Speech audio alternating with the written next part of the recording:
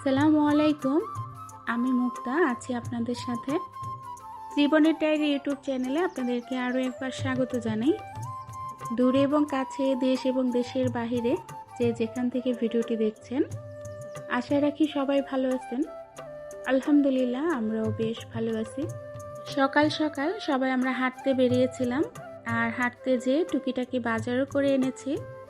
বাজারটা কিন্তু আমাদের বাসার কাছেই, ছোটোখাটো একটা বাজার। এখানে সকাল সকাল শীতের সবজি, টাটকা মাছ পাওয়া যায়।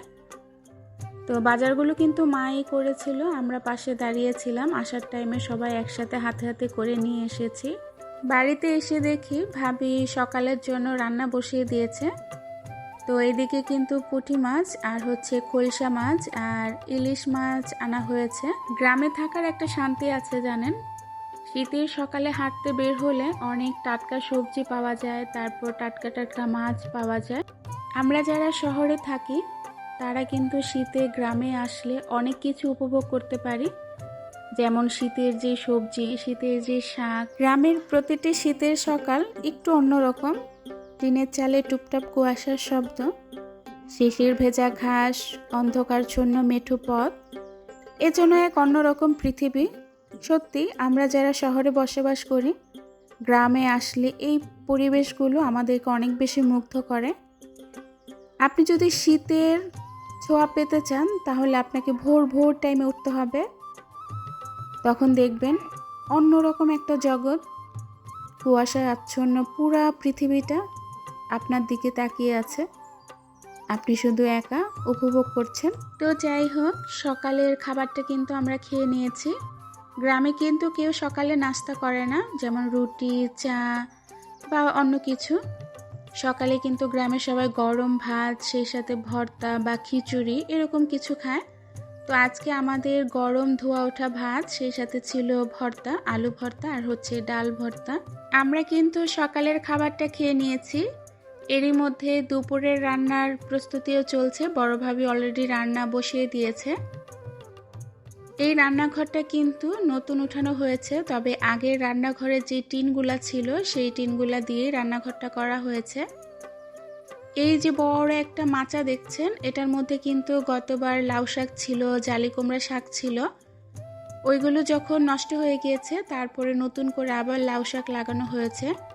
মাশাআল্লাহ, লাউ শাকগুলো কিন্তু অনেক বেশি সুন্দর হয়েছে। এখানে কিন্তু অনেক অনেক লাউও ধরেছিল, যদিও বা লাউ শাকের নিচে দেখা যাচ্ছে না।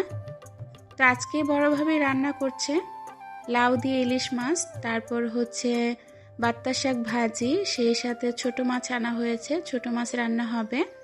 পালং শাক দিয়ে চিংড়ি মাছ দিয়ে রান্না হবে।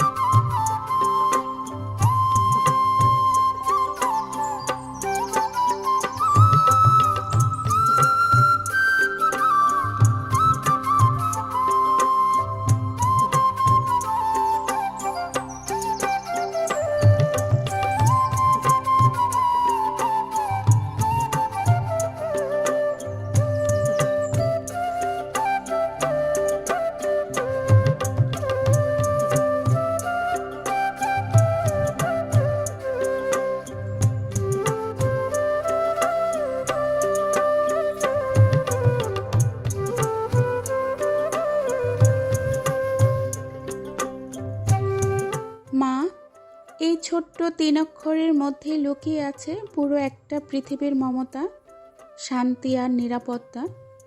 যাদের মা নেই তারা জানে মাকে হারানোর কষ্ট কতটা গভীর, কতটা নিঃসঙ্গ। আল্লাহ যেন তাদের মায়েদের জান্নাতুল ফেরদৌসের সর্বোচ্চ সর্বদা দান করেন, প্রতিটি মুহূর্তকে রোশনীতে ভরিয়ে দেন, কবরে জান্নাতের বাগান বানিয়ে দেন। আর যাদের মা বেঁচে আছেন তারাই আসলে দুনিয়ার সবচেয়ে বড় সৌভাগ্যবান মানুষ। আল্লাহ যেন আমাদের মায়েদের নেক হায়াত দান করেন, সুস্থতা দেন, শান্তিতে রাখেন, সব দুঃখ কষ্ট দেখে হেফাজত করেন। মায়ের হাসিটাই সন্তানদের জন্য দুনিয়ার সবচেয়ে বড় আশীর্বাদ। হে আল্লাহ, আমাদের মায়েদের জন্য রহমতের দরজা খুলে দিন। আমাদের জীবনে তাদের ভালোবাসা, দোয়া আর ছায়া দীর্ঘদিন ধরে রাখেন। আমাদের সবার মায়ের জন্য অন্তর থেকে দোয়া, আমিন। এই যে জিনিসগুলো দেখছেন এগুলো হচ্ছে আমার সেজু চাচির। উনি আজ পৃথিবীতে নাই, কিন্তু ওনার জিনিসগুলো রয়ে গেছেন।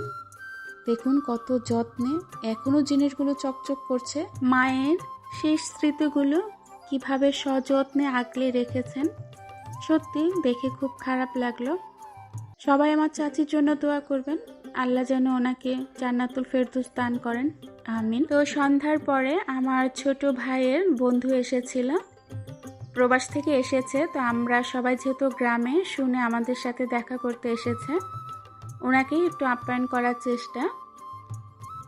তো আজকের ভিডিওটা কেমন হয়েছে কমেন্টসে জানাবেন। সবাই ভালো থাকবেন, সুস্থ থাকবেন, নিরাপদে থাকবেন। আল্লাহ হাফেজ, আসসালামু আলাইকুম।